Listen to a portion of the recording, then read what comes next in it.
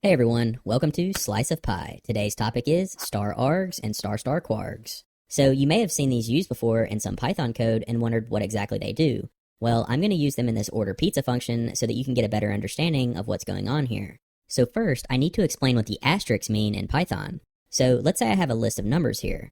Now, when I print this list, we just print out the entire list. It's essentially just this one list object that contains all of these numbers.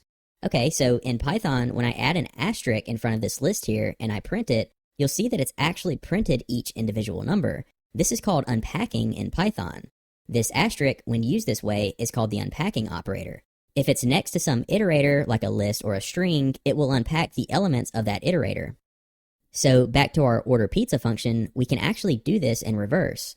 Let's say we know for sure the first argument needs to be the size of the pizza. But what about toppings? That's going to change from order to order. This function needs to be flexible enough to take in an undefined number of toppings. Well, all we need to do here is put star args as one of our inputs. This actually doesn't need to be called args, it's just the typical naming convention. You can change it to whatever you want. For this scenario, I'm actually going to rename this to toppings. Okay, so down here, when we call the order pizza function, we can input as many toppings as we want. Python knows that this first input is assigned to size, but all the remaining inputs here get packed into this tuple called toppings. So watch, in this function, I'm going to print toppings. When we run this, you'll see that it prints out all of our toppings in a tuple. So in this function, I can say, we ordered a large pizza with the following toppings, and I can just create a for loop here to iterate through each topping and print it. So let's run this, and there we go. Alright, so what about the star kwargs? How does that work? So let's say we need some extra details for our order, like is it a delivery and how much is the tip?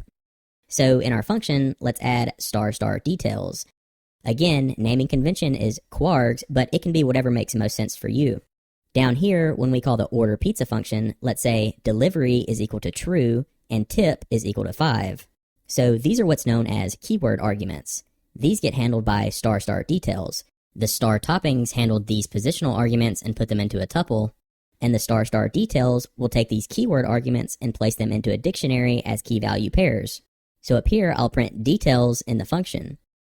And when I run this, you'll see that it printed our keyword arguments as a dictionary. So delivery is true and tip is 5.